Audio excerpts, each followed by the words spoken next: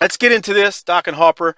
November 15th, 1986, NWA WCW Saturday Night. As always, sponsored by you, the patron out there. If you're not a patron, I'd consider becoming one. tinyurl.com/BTT-patron. It's a great way to support us on an ongoing basis. You get access to the patron-only shows, an opportunity to possibly come on the show with me at the end of one.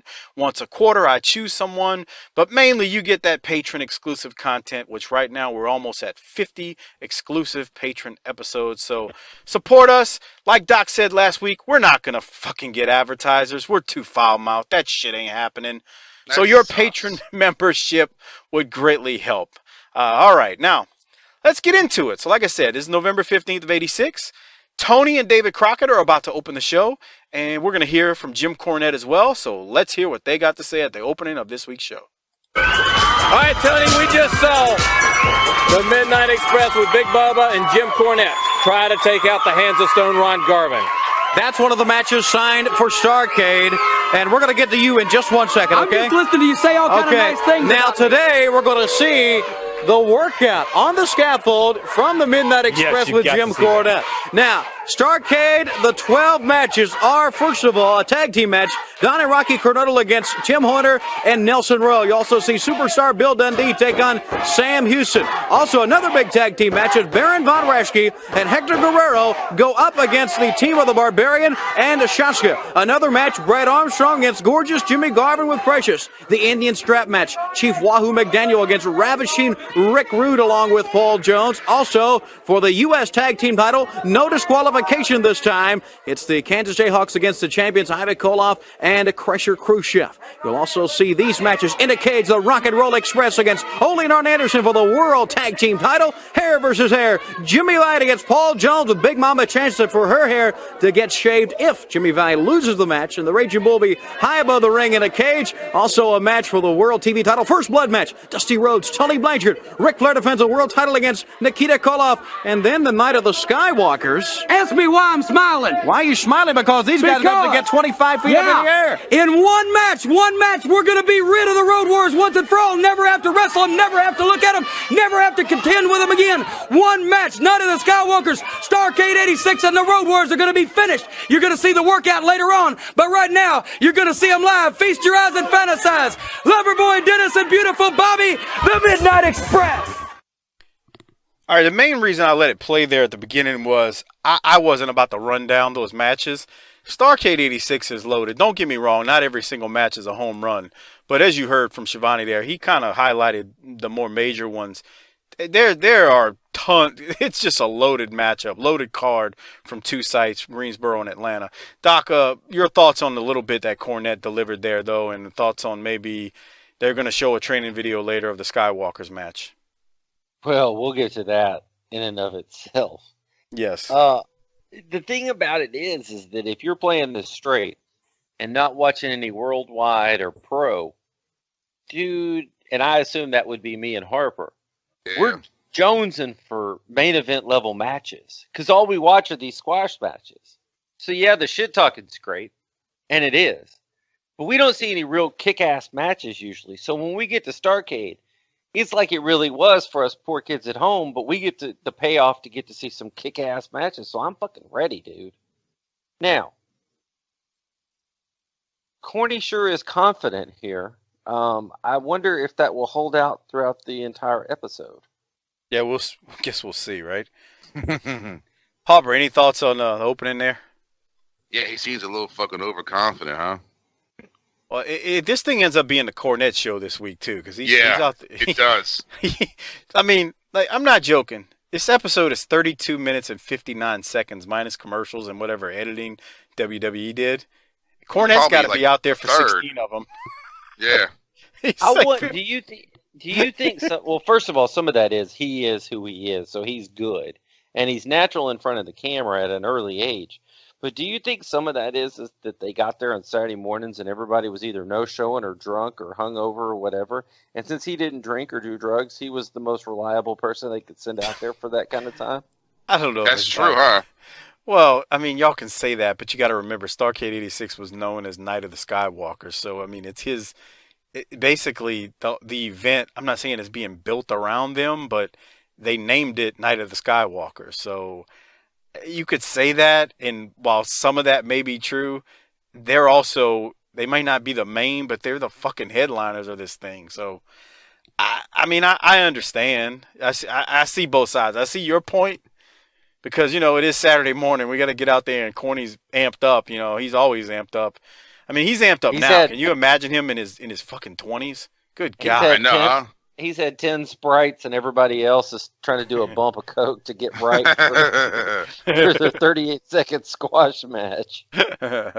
Yeah, so I don't know. Maybe a combination of the two, Doc. Harper, anything else from you? Nope. So we go to the first match. It's a quick one. Midnight Express and Big Bubba Rogers versus Lee Peak, Alan West, Vernon Deaton. Midnights and Bubba win really easily. I mean, nothing much here. So Cornette's team wins. Doc, any thoughts on the match? Well, they're making sure that the Midnights are going to be coming in looking, in the ring anyway, hot and very powerful. And I don't know. I don't know why. They did a couple of different things in this match, but the one that popped me the most was when Condrey was doing push-ups while he was applying the head scissors. Just dickish, clearly heel crap maneuver. Awesome. Yeah. Harper, anything from you? Dude, I love that Samoan drop fucking Bubba did. Dude, I thought that guy was going to break his fucking arm. It looked dangerous. I can't remember that, but I did have a note that I thought, like, Bubba's come a long way from the first time we seen him as a enhancement talent just a few months earlier. And I love watching Bobby. But he like, now people always put him over like he's so fucking good. I was sitting here and watching this. It's just a little bullshit squash match, but it's the little things that he does. And when he gets tagged in and the other opponent tags in the new guy, Bobby runs up, and as soon as there's a fresh guy at a ring, he backs up. He goes forward, backs up, goes forward, backs up. Then when a guy comes in, he kicks him in the fucking gut, man. It's the little things like that just made him so fucking good. That dude's one of the most underrated wrestlers there is. Yeah, no shit. I mean, for every bit of the fact that he wasn't like a good promo guy from what you see, he had it all in the ring. He had it all. He was good even into the mid-90s. When him and Regal. Yeah. I thought he was good then. I was like, they didn't do anything with him, but I mean, he was even really good then. So, all right. Well, we'll keep going. Up next is after Cornette's team wins, we got Rick Rude and Jesus Christ. I'm going to go out on a limb and say this is going to be culturally insensitive. This is part of what makes us unprofessional, even though it's not us, it's Rick. Here you go. Wahoo McDaniel has never lost an Indian strap match. Could Starrcade be the night for him to lose his first?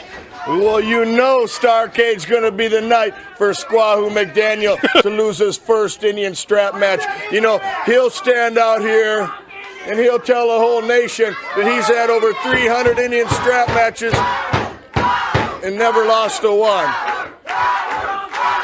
But you know, the point is, Wahoo McDaniel has never fought Ravishing Rick Rude. All you got going for you, Red Man, is a little bit of experience. See, the tables are turned towards me. I got the youth, I got the endurance, I got the strength. Squahoo, I'm standing here today looking a whole lot better than you ever looked in your life. And when I walk out of Starrcade, I'm even going to look better than I do today. And I'm going to beat you bloody with your own strap, Indian. When I'm through with Wahoo McDaniels, they're going to have to use a squeegee and a sponge to clean him up off the mat. Now, everybody knows about the hair match that's been signed, right? I guess we've taken everything Jimmy Valiant has to offer. We've taken his hair, taken his money, we've taken his friends. Now he's got to resort to putting his old lady's hair up on the line. Well, that's just fine and dandy for us, because we're going to beat the Indian. We're going to shave Big Mama's head, and we're going to go on home and celebrate Turkey Day the ravishing way. Ravishing Rick Rude, a member of Paul Jones's Army. We'll be right back with the Control Center. Don't go.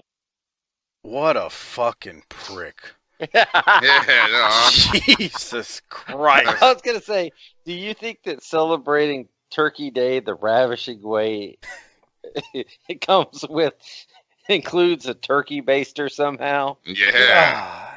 Damn. Dude, he is a asshole. Okay, so it's funny that you say that because my note is, what a prick, but in the best way possible. I say that like, I mean, it's literally my note is, what a prick, but in the best way possible.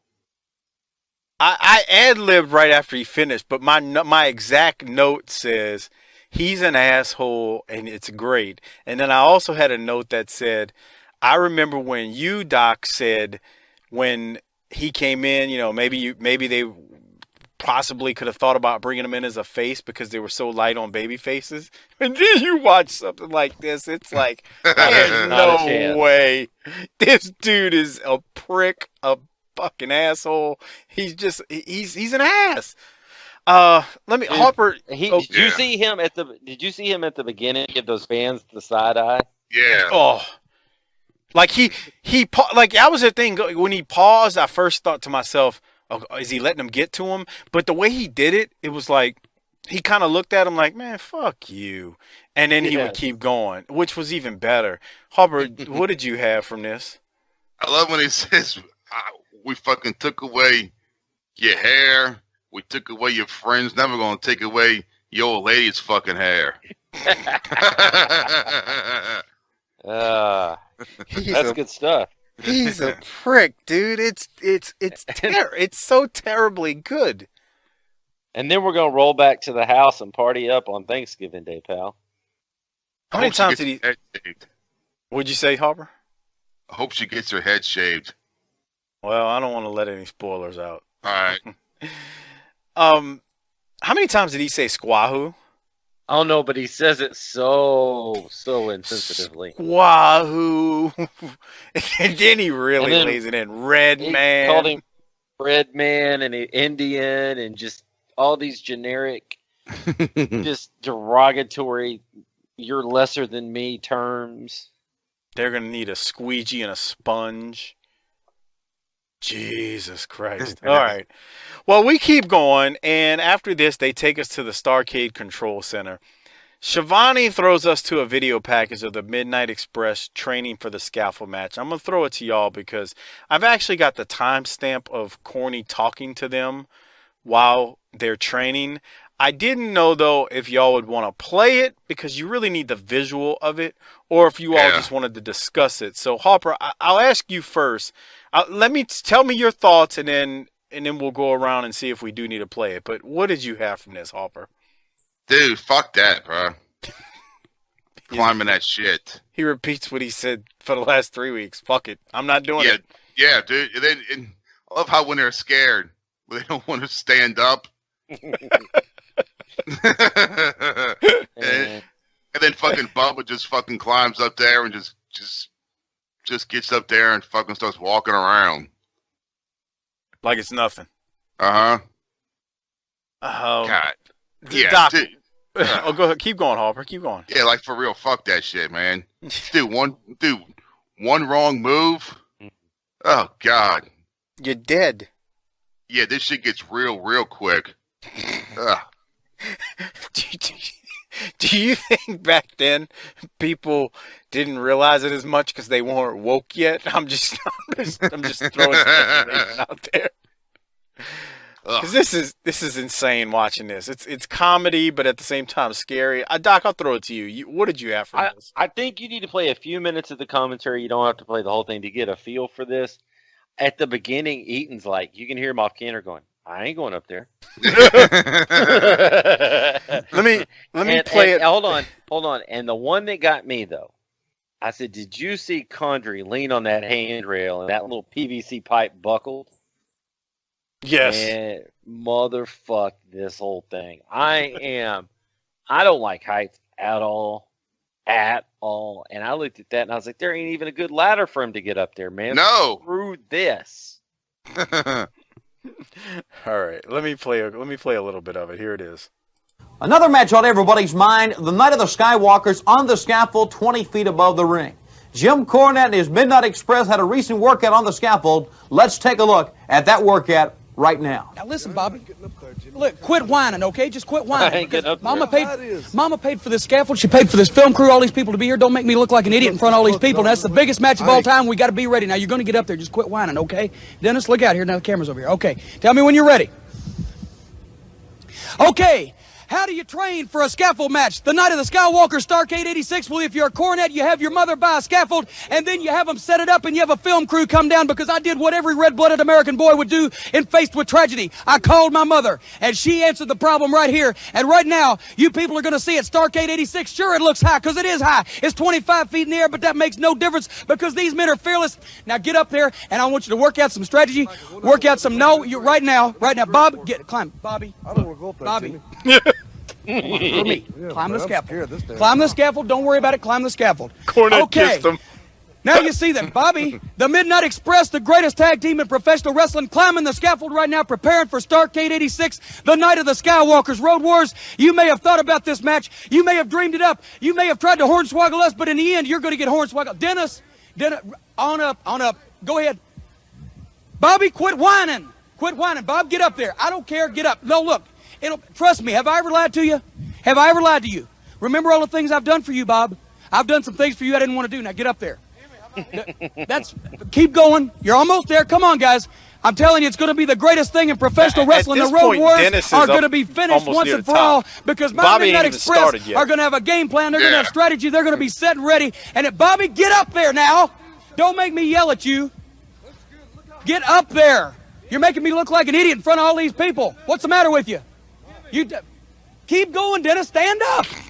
For heaven's sake. You're whining like an old woman. Bobby, get up there. Come on. Do you want me to look dumb in front of all these people? It's safe, I promise you. Look here. See? Bobby, stand up, Dennis. Stand up. They're not going to wrestle you on their knees. It's going to be a fight. Don't hold on to the rail. Stand up. Balance yourself. Y'all are the highest flying team in professional wrestling. Act like it. Don't you realize the Road Warriors are not going to fight you on their knees? It's going to be a fight. There's going to be pandemonium. Anything's legal. Anything they can tote up on that scaffold, anything we can carry up, you can use it. It don't matter. It's going to be great, but you got to have a game plan. You got to have a strategy. Look here, Bubba's not scared. I'm not scared. Do I look scared to you? All right, now see, what was I telling you all along? Now just walk across there a couple times, get the feel of it. Ain't nothing to it at all. Bro, that shit is moving. Holy mackerel, you make all this big commotion and everything? See there? It's ain't nothing. Bobby, watch it. Wait a minute. By Dennis, call it. That thing's swaying. And they just went to their stomachs on the I know how far it is, Bobby, but you got to be fighting them. You got to throw them off. You got to knock them down. You got to be fired up. You hold this, Bubba. Come on, Bubba. Oh, please. Go up there and help them. That big Bubba's ass going to climb that fucking like an old woman, jankety ass thing. Watch out. It's shaking. No Don't shit, fall. corny. Now, Bubba, go over there in the middle and show them what it's like. Show them what it's like when the Road Wars are up there. Now, guys, you got to have a game plan and a strategy, like I said. Now, you go out there and you fool around with that thing for a minute and you figure out how you're going to knock the Road Warriors off. We'll get rid of the Road Warriors once and for all. Yes, I care about you guys. Look, I'm not scared. Now, I care about you guys. I really do. You know how much I love you, Bobby. Bobby, stand up. Wait a minute. I'm looking. Hold on. Let me... Corny's touching it to see how shaky it is. That's almost the end of it now. All right. Okay. I can't tell y'all enough. If you've got access to the network, go watch it. If you don't, I may look for it to see if it's on YouTube, and then I'll post it on Twitter, because this shit is it's very comical. I mean, it's not like gut busting laughter, but when you see them, like Harper, this thing's shaking, dude. It's bro. It's fuck that, dude. If they win the Road Wars up there, let's be honest. How much you think the combined weight of the Road Wars? It's probably about 600 pounds, almost. Probably anywhere from 550 550 to 600. Yeah. So you got them, and then Midnight's probably 480. Somewhere about 480, about 450. That's a lot of weight up there fucking moving around. Fuck that. Mike, you don't like heights either, do you? I mean, I'm not like deadly afraid. I mean, I've jumped off of some shit, bro. So but jumping off of something is completely different than what they're about to do. Like, so would you climb up there and jump off of that for? No. Okay, but I've come off of like a 12, to 15-foot ladder before. But that's totally different than going up on a scaffold and trying to actually wrestle someone. Yes. It's totally different. Because when I go up a ladder to jump off of, I'm just walking up. I'm scaling a ladder to jump down onto somebody. So something's going to break my fall. I'm not standing on some rickety, shaky ass scaffold trying to balance myself and throw fucking punches and, act like I'm going to work a match. That's a total different environment. Let me tell you something. Fuck wrestling. I don't know how much money it would take me to just walk across that son of a bitch. Yeah, well, they got paid to do this. That's the good news. But damn, this is scary. But it's a great angle because it's like Cornette. You can know Cornette doesn't want to go up there because he's scared of heights. But it's like, dude, Corny's got us into some shit we can't get out of, and this is some bullshit. They don't want to do it, and Corny's trying to get him to do it. And the other thing here is have a running commentary for 3 or 4 minutes by yourself and be interesting. And Corny's hilarious. Yeah, they sell it. This segment, they sell everything. They sell the match in this segment if you think about it. Because we're seeing we're seeing how scary they are. We're seeing how like unstable they are up there. That sells it. And it's what it should be because they're the heels. Well, and especially because the last time we saw the Road Warriors, they were chucking pumpkins off that son of a bitch. Jesus Christ, you're right about that. With Bobby and Dennis's name on it, that's true. So we've got each side. We got each side of the coin here, and how's this going to work? They can't even stand up on this son of a bitch. I don't know. This is insane. So they're supposed to wrestle on the scaffold. Yeah, it's dog shit.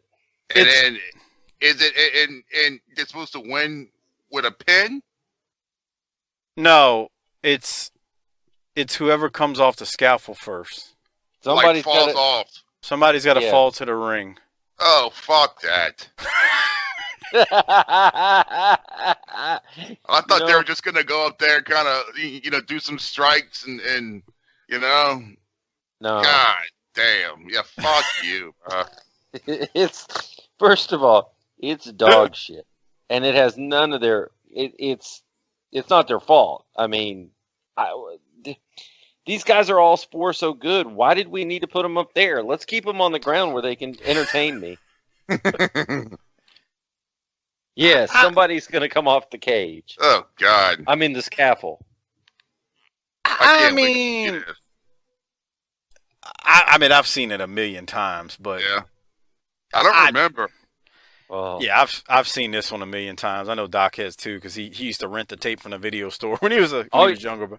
But when I was in college, hell yeah, I could go get a 6-pack of Natural Light and watch this shit on a loop. Starcade 86 and get it on. God, we used to do that shit too. Yeah, but white people all do the same shit. I don't think the match is as bad as Doc keeps talking about, but we'll talk about that when we get to it. It's garbage because it's a garbage gimmick match. Okay. We'll talk about it when we get there. We'll talk about it when we get there. We'll talk about the match it is when we get there. Okay. So after all of this happens, we get back to Lucky Charms, Bill Dundee, and he's going to cut a promo. Let me play that for us. Here it is. And we're at ringside with superstar Bill Dundee. Tony Schiavone, do you want to be the first to congratulate me? What for? What for? What's happening tomorrow night in St. Louis? The biggest tournament that ever came to that town for the Central States Heavyweight Champion. Everybody's in it. It's in NWA from Dusty Rhodes down to yours truly. And I'm going to win it. You know why? Because I'm the baddest dude alive, Jack. I've told all you rednecks before, I may not be the biggest. I'm certainly the cutest and one of the baddest. And I'm going to be the new champion out there. Now stop Starcade, Daddy. My main man, Gorgeous Jimmy's off in Hollywood. He's getting a new robe made so he can walk down that aisle and look gorgeous as ever. And he's going to beat up on Brad Armstrong, right? And I'm going to beat up on that redneck that they're all yelling at for Sam Houston. I don't like him. I don't like nothing about cowboys. I don't even own a pickup truck. And that's what you are, Houston. You're a long-legged drink of water, drive around in a pickup truck, and all them rednecks over there think you're something. Well, you ain't nothing, Daddy. You ain't nothing to the superstar. Anybody that dips snuff, drives a pickup truck, I don't like. And they're going to them, you know, them bars that they all go and they got little low ceilings, and the smoke, you got a duct to get in them. That's the kind of bar that Rhodes hangs out. That's the kind that you hang out, Houston. Well, I don't like you, Jack. I don't like nothing about you. So do you want to shake my hand now, or are you going to wait till tomorrow? I might as well wait. I don't want to, look presumptuous. Well, let me tell you something, brother. If you're going to bet on me. All right, the superstar, Bill Dundee. Let's go back. So something y'all don't know here. He's talking about the Central States Tournament that happens tomorrow. That actually has mild significance to Starcade because the winner actually ends up defending that at Starcade. So I just wanted to throw that out there. It's an 8-man tournament, I believe. So does Bulldog Bob Brown win it? No, he's not in it. But Arn is in it. Dusty's in it. Sam Houston's in it. Tully's in it. Todd Champion's in it. Sam Houston's in it. Bill Dundee's in it. I'm trying to remember who else. T.J. Khan's in it, and Warlord's in it. That's more than 8 guys, isn't it? I don't know. I think that's everybody who's in it. I think it's 8. I don't think it's any more than 8. I think it's 8 guys. You just said more than 8 dudes, dude. Well, maybe I'm named, but I know Tully, Arn, Dusty.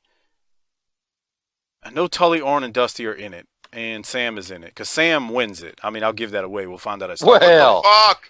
Well, they never show it on TV. I could go get that. I could get Tim Moretti to send me that. Okay. Well, Sam wins it, so just put that out there. He becomes a Central State. I was gonna go out after we record. No, you weren't. Talk to Mrs. Doc and say, "Hey, do you want to watch the Central States Heavyweight Title Tournament?" I could go out there and say, "Do you want to watch the greatest thing that ever happened in professional wrestling?" And she'd go, "No, bruh." Let me tell you, I'll tell people this real quick before I get y'all thoughts on Bill Dundee here. My wife and I actually recorded something for the patrons on Saturday night when I made her watch the Women's Rumble and I made her give commentary during it, doing it. It is an hour worth of the worst fucking audio on the planet, and I haven't released it yet. I want to hear if the patrons want to hear it, just for the simple fact that it's very terrible. So if you want me to release it, let me know, and I'll put it out there. But yes. Did she freeze up when the light came on? No, she's just fucking lame, dude. She just. I'm like, and I'm trying, and like, Doc, here's the thing. She wouldn't take the bait. Like, I kept trying to say shit to, like, like work her up until, lather her up and to piss her off. Like, Sasha came out, I go, God, look at that ass. And she wouldn't take the bait, dude. She just was like, yeah, looking at it, huh? I was like, man, oh God, that ass is perfect. And she would not take the bait. It's like she knew I was trying to fucking just mess with her. Maybe you should have turned up the heat. You know what I mean? Like, I'd eat a mile of her shit just to smell it. Whoa. Whoa. I'll eat the corn out of her shit. Okay. All right, Harper, thoughts on Bill Dundee right here? I like that when they call Sam the long-legged drink of water or something like that. Yeah, that's an old one. Yeah, because he's got some long fucking legs. That's a tall bastard. You don't realize it until you stand next to him. But yeah, bro, I'm missing Buddy Lindell, man. I know. When I see him, I get pissed because I'm like, where the fuck's Buddy at, bro? Yeah, right. I don't know what to tell you, bro, about Buddy. I'm just gonna say that. God damn. Doc, what about you? Anything else here? Well, I'll spoiler alert. We're gonna get Buddy back in 1995 Smoky Mountain. So there is that. Yeah. I just don't think it's a good look for Dundee to be out there telling you everything he's gonna do. And then Shivani's standing there looking down on him. That didn't bother me. Everybody knew he was short. Well, you're short, so you I'm not that short. I don't know, pal.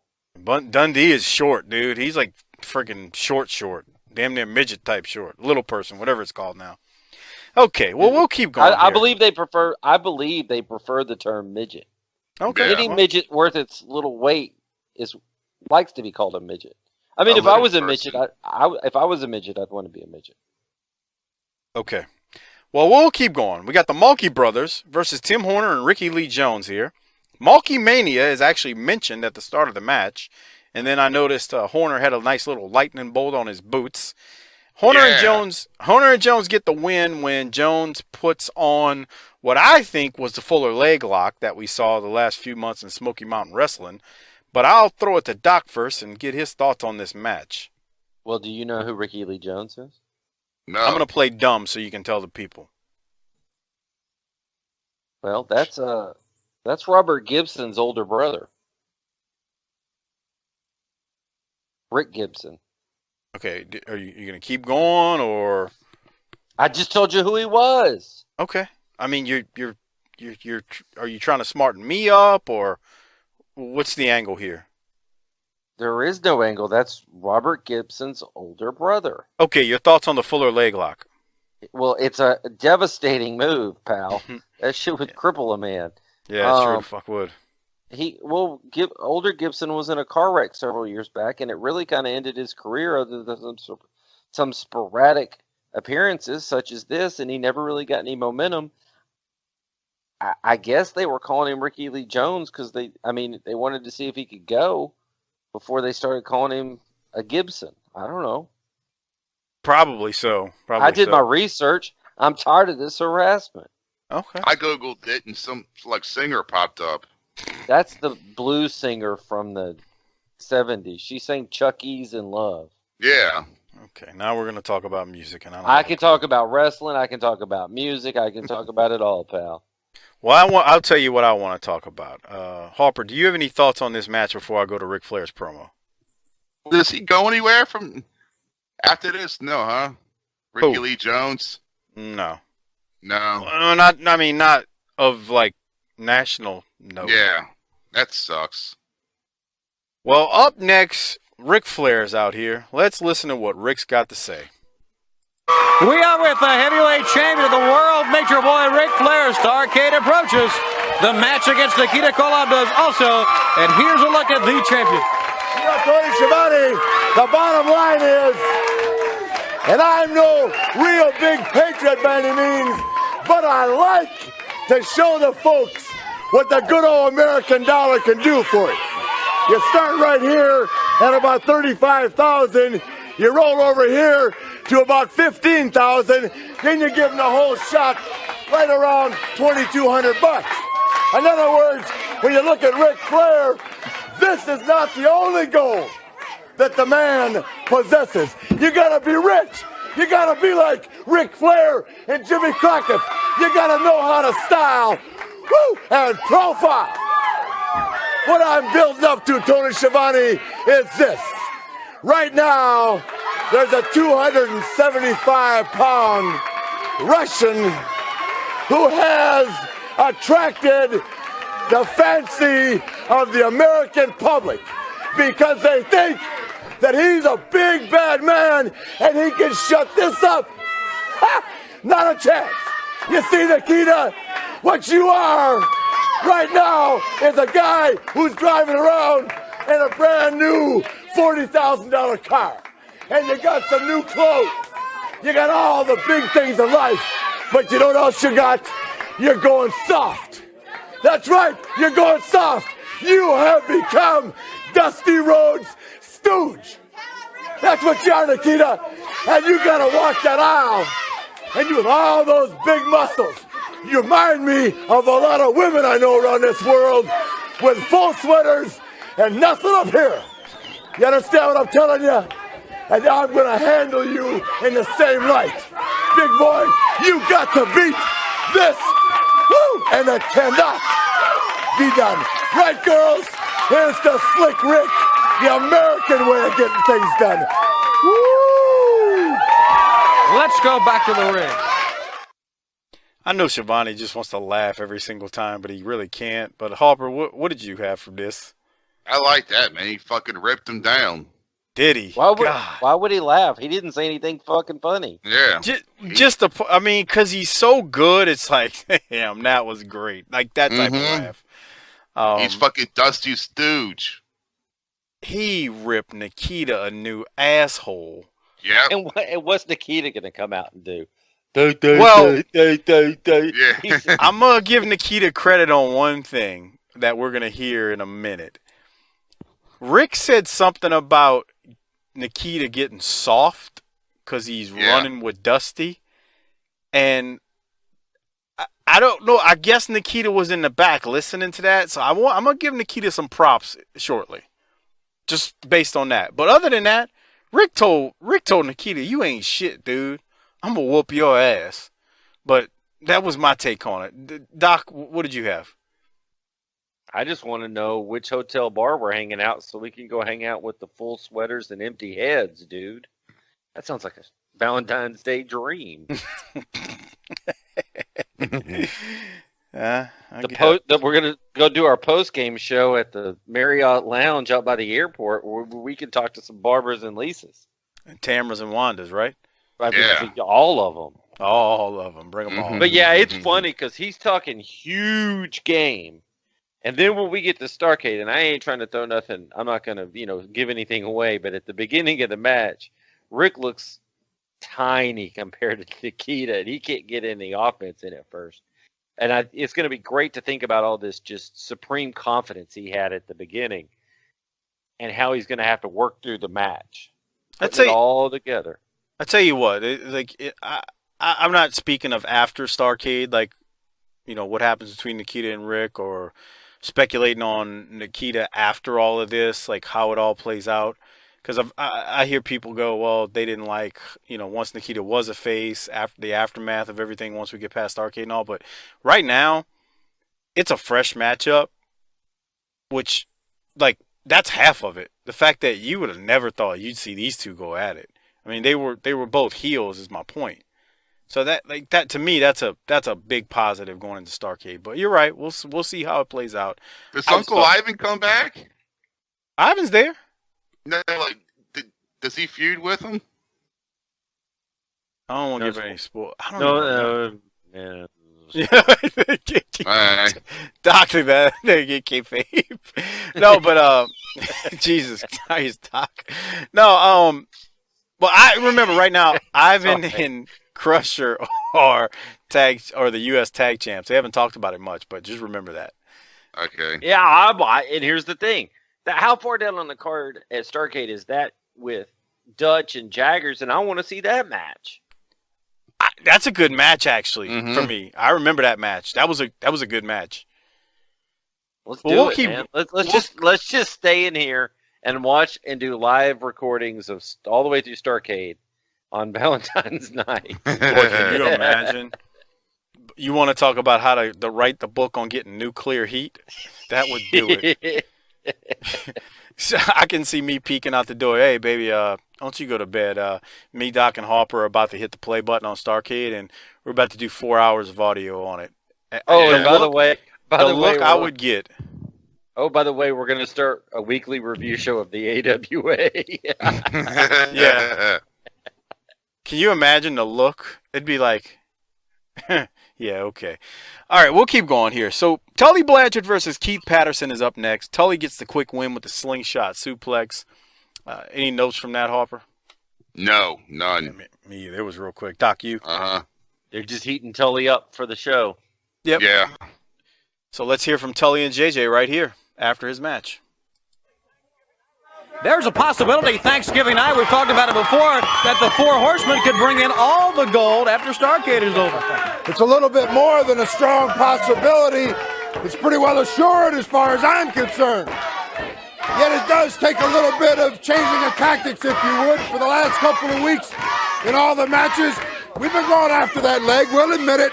And that hand is vulnerable too. We've been going after it. He's got that big mitt over his hand that still packs a pretty good wallop. But underneath it, if you can hit it and stop it long enough, it's going to hurt again. But you see, once you get the first blood at Starrcade on Thanksgiving, the knee, the hand are really insignificant. Because in order to win the match, in order to leave the ring, and the new world television champion, we've got to go that extra measure, and we got to bust somebody open. You know, JJ, Tony Schiavone, you hit it just right. Starrcade 86 Thanksgiving night, the night the Horsemen reign. Ric Flair is going to take Nikita Koloff with some false inspiration and some fan cheers. He doesn't know what he's walking down the aisle for. And Flair's going to walk out with the gold. Dusty Rhodes screaming, hollering, getting in the ring because Jim Crockett forced him to sign a contract that he didn't want to. But Dusty Rhodes, you're walking that aisle with me, the man that has beat you more times than any living human being. Pins your shoulders down. And then you got the rock and roll express inside that cage against Ole and Arn. The four horsemen are going to walk out with all the championships. And everybody else, tears running down their face, hands hung low, going to walk off in defeat. That ain't me. It froze. Oh, no. And that's just what it's going to be. Because, you know, just like Vince Lombardi said, fatigue makes cowards of us all. And, you know, the horsemen are training triply hard, 4 times harder than all the rest. So Dusty Rhodes, Nikita Koloff, Rock and Roll Express, all the rest. Starrcade night, your time is coming and coming real close. Because you look at those belts, you get all the pictures you can take with them. Because I tell you what, it's going to be history after the 27th.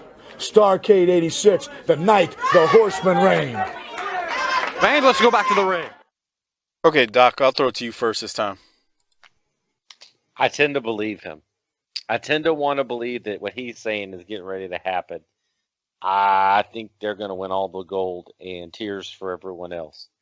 And basically, he came out and laid it out. And what I really liked out of all of it, the line, and Tully was great. Don't get me wrong. Tully was great. But the line that got me at the beginning was when JJ admitted that they've been going after Dusty's leg. And didn't they break his wrist like a few weeks ago? Have we forgotten about that? I don't know if they ever really said they broke it, but he did have a cast on. Yeah, they haven't even talked about that. You know what else? You're right, Harper. They haven't said much about it. Not on Saturday night, at least. But I mean, he's had a cast on at times. Well, you know what else they don't talk about? When's the last time you heard Magnum TA's name get mentioned? Did they mention something last week about? No. On Saturday night? It's like he disappeared. It sure is. And here's the thing: I haven't watched the Worldwide from November 7th and 15th to know how much they talk about it there, but I couldn't remember if they mentioned it last week. Yeah, I mean, well, the sad reality is you got your biggest card of the year. You got your Super Bowl.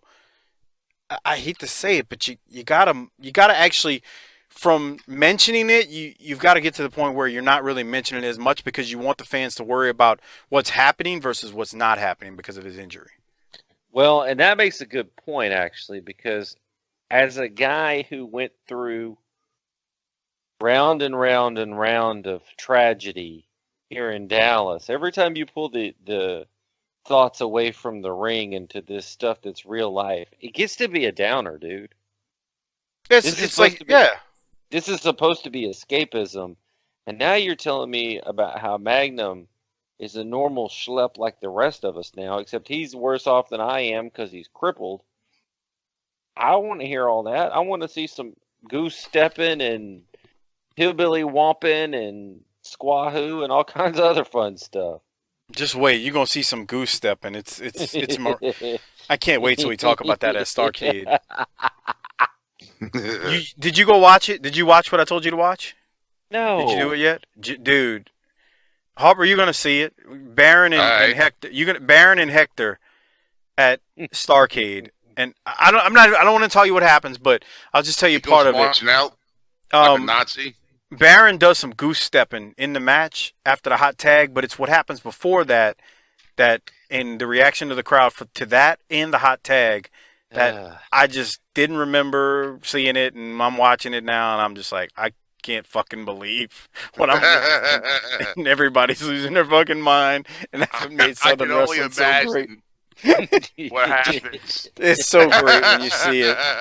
It's so great. I say it, I'm not insulting it. I'm saying it in a in a complimentary way. It's what made Southern wrestling just so fucking phenomenal. Oh boy.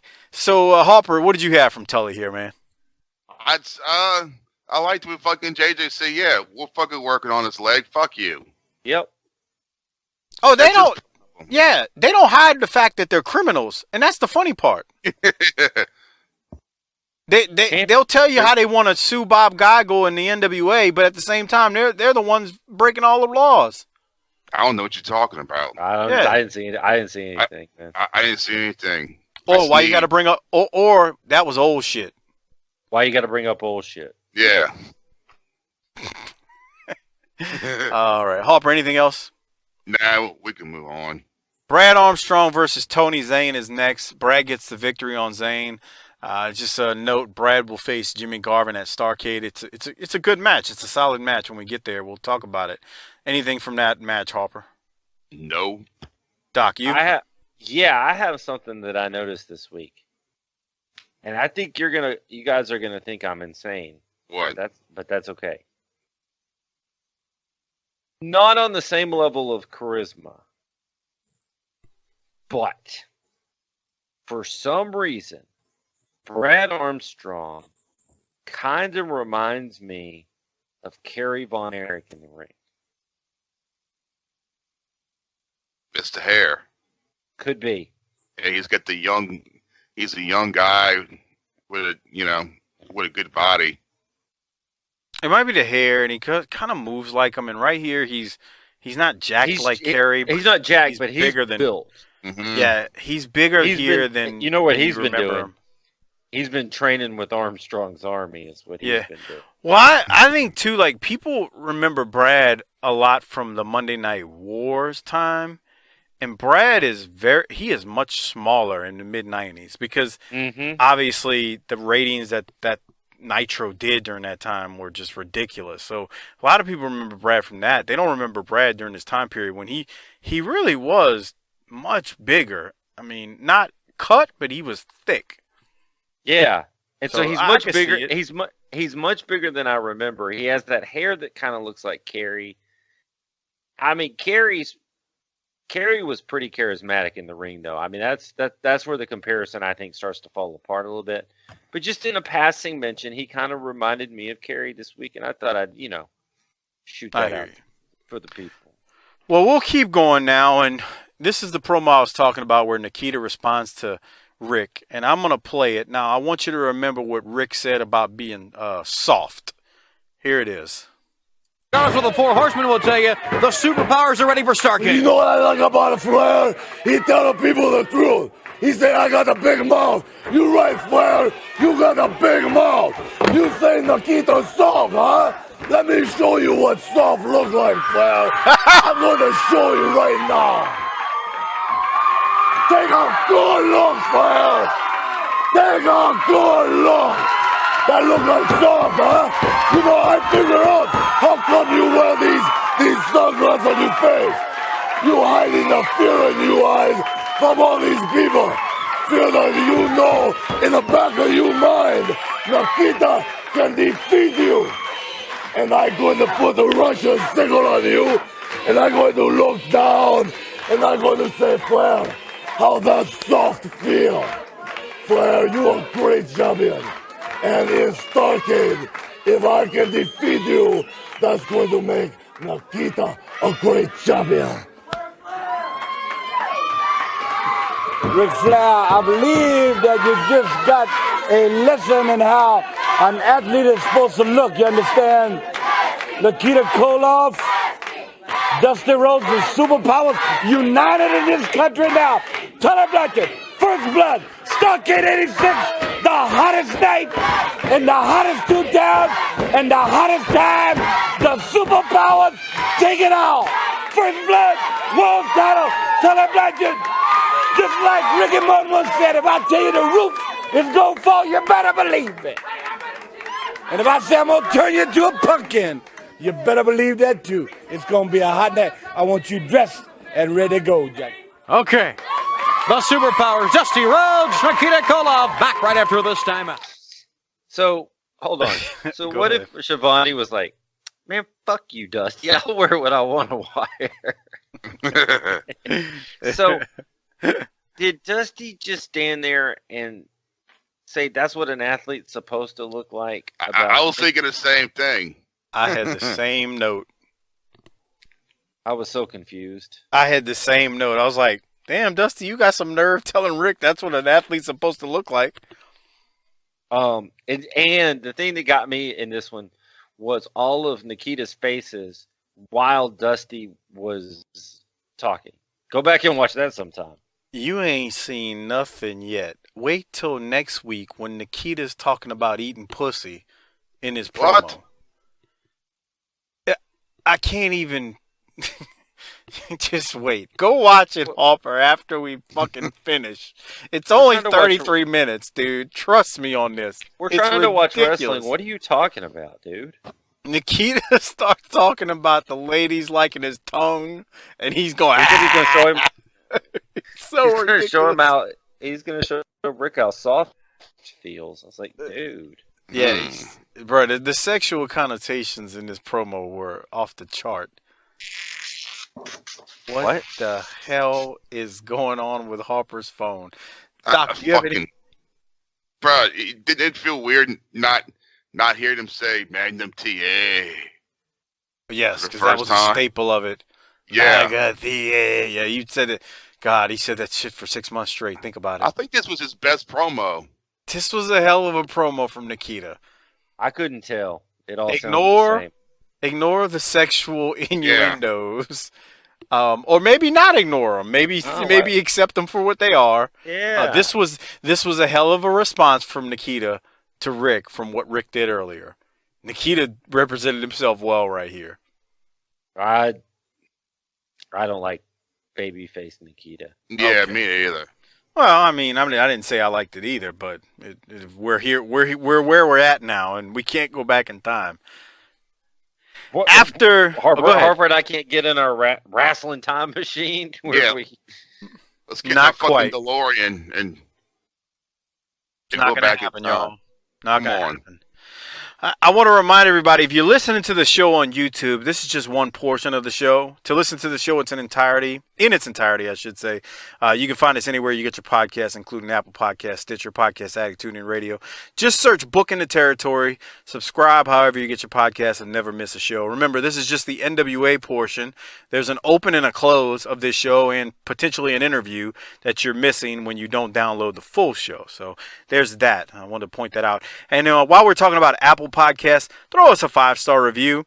We are at 162 total reviews. I think 159 5 stars right now. Remember, when we get to 200 5-star reviews, the ladies of BTT will be cutting some audio with Doc and I. So you just told everybody that your wife sucks at this. So why would they do it now? Well, I figure if your wife is involved and the two broads can bounce stuff off of each other, they could, because they can turn it into a session where they think they're putting the boots to us, but we're really working them, and we cut some audio on them.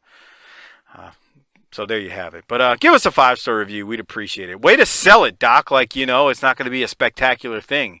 God, you're the one that sold it that way. Here's what let me help out. Jesus Christ. This is why I'm mad all the time. Is that I'm going to pull back the curtain so that you people can hear what I do to make this thing successful. If you sign up to be a patron, we're going to solicit questions from the patrons that you'd like us to ask our broads. So if you're a patron and you want to get a question in on the air to one of our broads, become a patron and you can do so. God. And then there's your incentive to become a patron and leave a 5-star review. Can you imagine some of those questions? That's business 101, pal. You're welcome. Disclaimer: we will be. We have to approve the question before we ask. Can you imagine some of the shit that'll come? I said you get to submit them. I didn't say we'd read them. Second of all, this is like the Rock and Roll Express gimmick, where right? I'm gonna watch the video. Yes. Okay. Second of all, something else, little buddies. I've been on this idea for a long time, and Mike thinks it's stupid. So let's just put it out there and see what the patrons and potential patrons think. I've been saying for a long time, people love the top fives, but we kind of ran out of content. But people love Harper and Doc. So maybe we should do top fives on other things like top 5 hottest broads in the world, or the top 5 movies of all time, or the top 5 rap groups of all time, or the top 5 this or this or this. And we could have that for content for the patron. And I said, man, nobody want to hear that shit. That's not what I said. I said, I actually said I have the text. I said, that's a good idea. You never got back to me when you wanted to record the first one. Well, I'm busy, dude. See, as he's telling you on this top 5 thing that we're going to do for patrons. I hold a men's fellowship prayer group in my home. No, you don't. I do some missionary You work. lying motherfucker. I coach youth sports. That you're not lying about, but the other stuff you are. And I'm toying with the idea of pursuing a second PhD. Oh, yeah, okay. Okay. Well, there you go, Doc. Double Doc. Did you get all your shit in?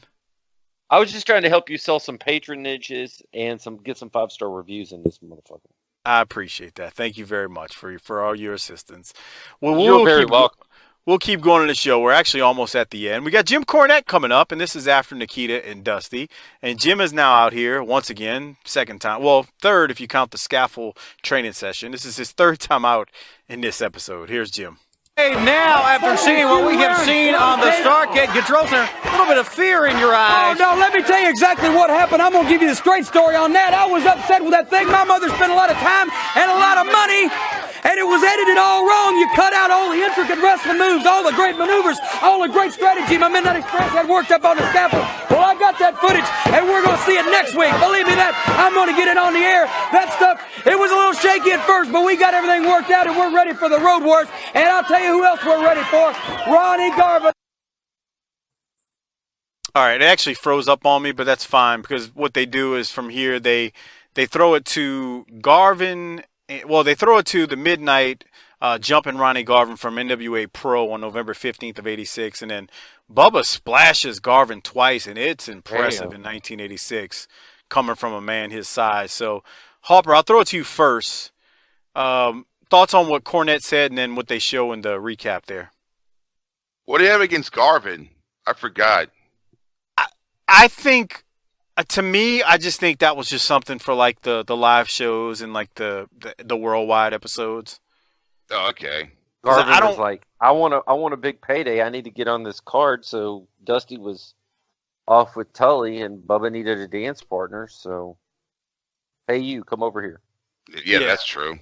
Yeah, I think they, so they needed to build up something with that. I mean, because, we didn't really talk about this, but I still believe they mentioned it kind of that it was going to be Dusty or Garvin that would face Flair before Magnum got hurt. I think it was going to be Garvin. I think Garvin was going to end up getting a shot. Garvin kind of got really messed up. I mean, besides Magnum, obviously injured himself, but I think Garvin would have ended up going into Starrcade as in that slot against Flair. That's just my personal belief. And I'd have been fine with that because, we've seen those two really beat the piss out of each other on a Saturday night. Can you imagine them in a Starrcade environment beating the piss out of each other? Fuck. Well, was he champion yet? Garvin? He was, huh? Yeah. No, he hadn't won it. That's 87, pal. It's 87. Oh, okay. Yeah. He didn't win until 80. He wins it next year. But think about the times when we've seen those two chop each other till their chests are bleeding. Yeah, man. That match is fucking awesome. I agree. Oh, God. So, well, here's the thing.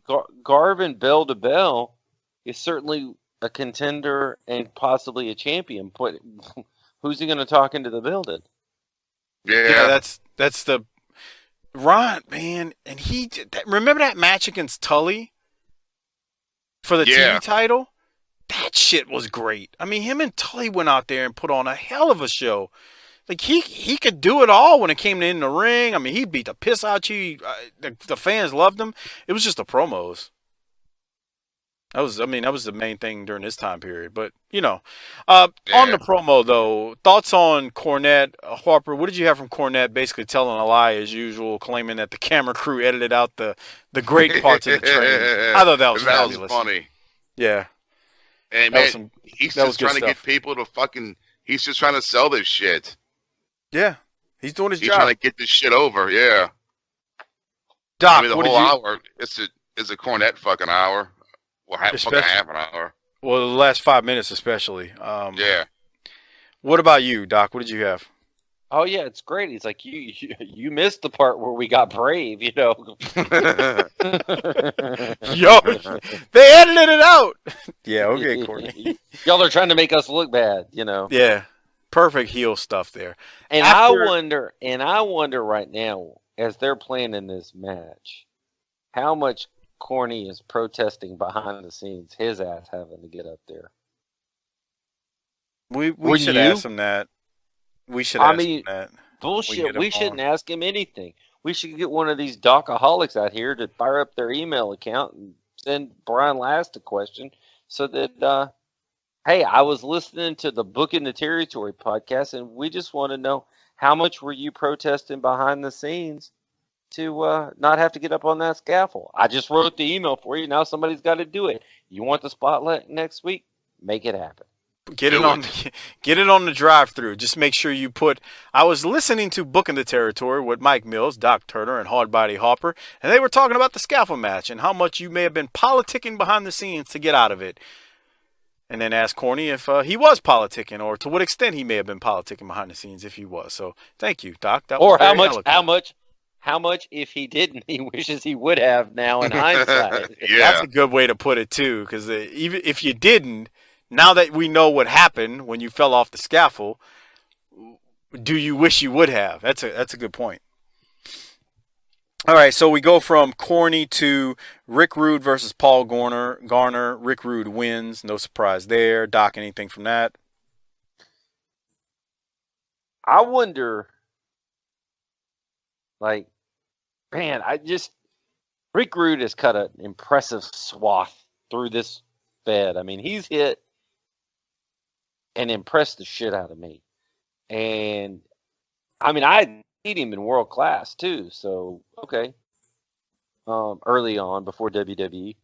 Dude, he's just jacked and a prick. And it's awesome. Rick is an impressive asshole. Yeah, he is. And then he becomes a bigger asshole later on. Yes. He gets on the gas up north and gets even bigger. And when he pulled off his pants and had Jake's wife on his side. Jesus Christ. I mean, what are you going to do if another man takes off one set of pants to reveal your girl's picture on his dick? Jesus. God damn. Speaking of Jake, I gotta mention this. Speaking of Jake Roberts, bottles of piss. If you haven't listened to the 605 Super Podcast that dropped, I guess about 5 or 6 days ago now, maybe a week ago, I can't quite remember. But it's the one called Rat Poison is the title.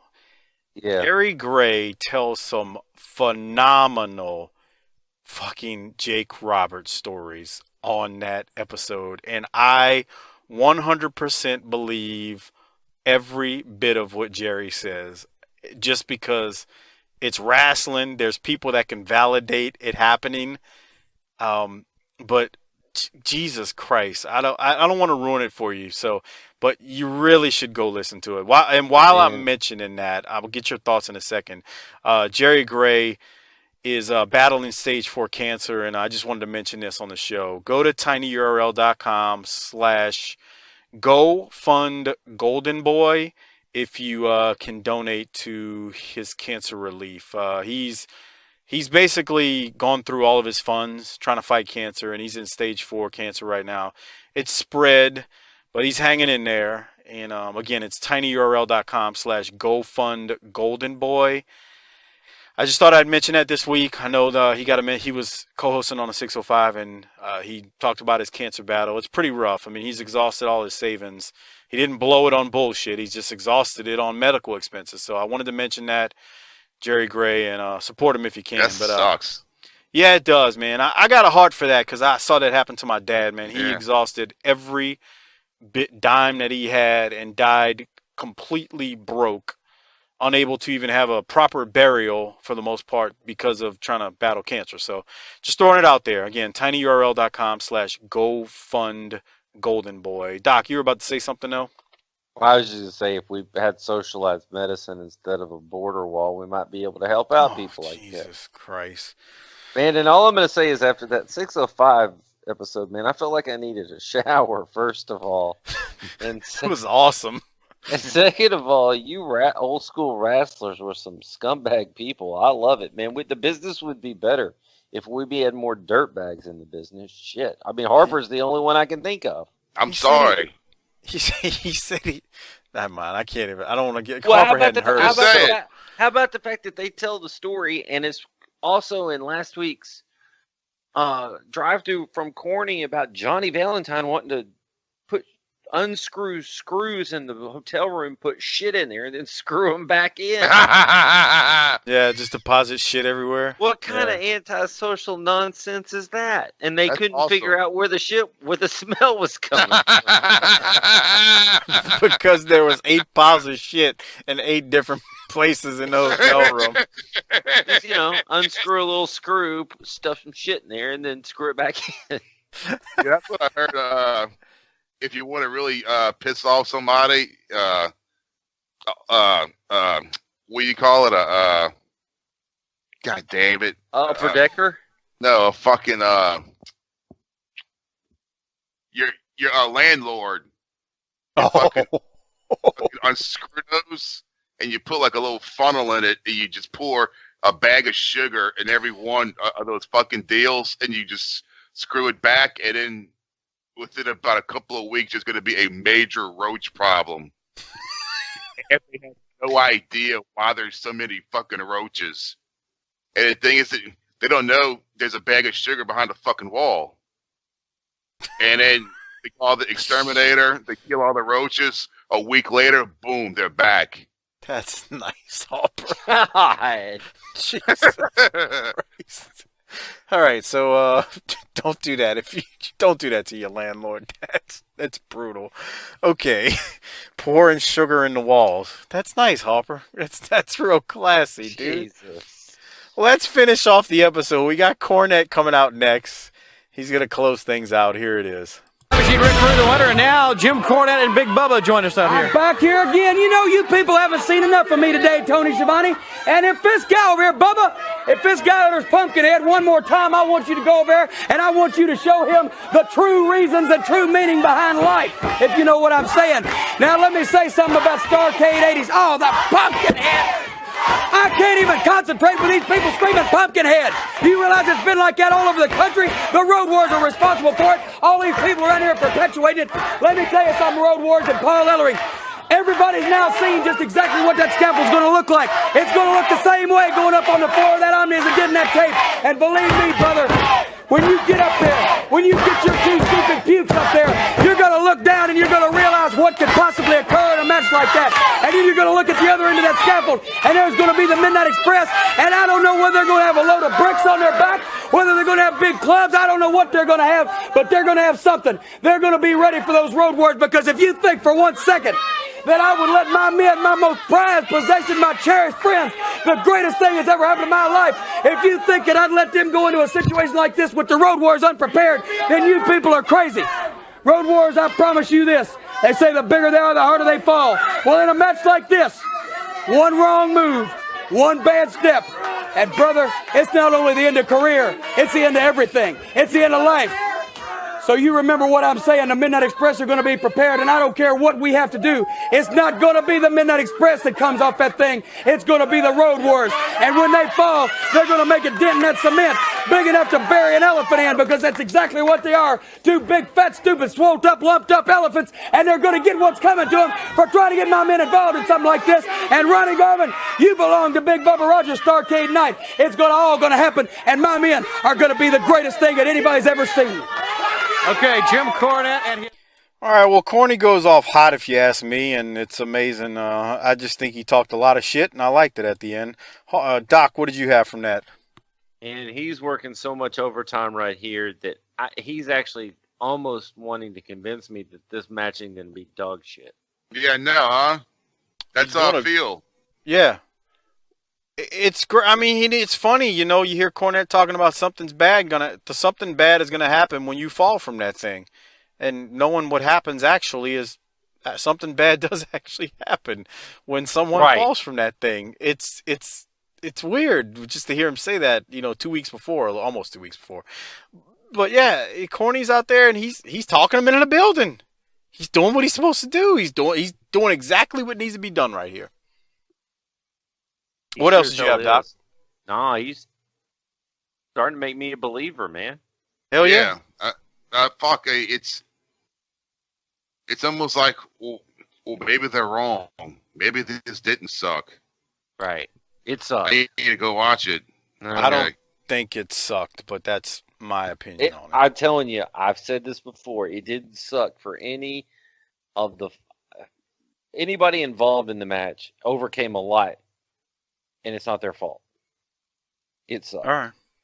Well, let's do some Rolexes. Doc, you go first. Who's getting your Rolex today? Dude, if you're about to convince me that a scaffold match is worth watching, I'm going to give my Rolex to Corny. Harper, who you giving yours to? It's got to be Corny. Fuck. I mean, I don't know what else to say. I was he hoping fucking earned 10 up tonight. Well, he's talking you into the building to convince you a scaffold match is going to be worth watching, and I agree. It's Corny. I don't think it's as bad as what you are leading on, Doc, but Corny gets it easily. So Corny's got a whole armful at this point, maybe close to 2. What are you going to rate it, Doc? What's this, 33 minutes? Yeah, you've said that about 8 weeks straight now, so... Well, that helps. You know, I did consider Rick Rude for the Rolex because that was just premium heelishness. That was premium douchebag.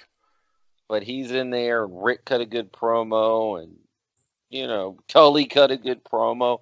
Man, that vignette was awesome. Yeah, I gave it an A too. Everybody cut a good promo. I think even Dundee was fine, even though, you know, he's not my favorite. Everybody cut good promos here. Even Ivan cut a good one. Shit. Mm-hmm. Ivan. I mean, Nikita. I'm sorry. Yeah. Yeah, I gave it an A. What did you give it, Harper? I'll give it an A, bro. I mean, fuck, it's short and sweet, and it's full of packed fucking you know, a good fucking promos, and that vignette was fucking funny.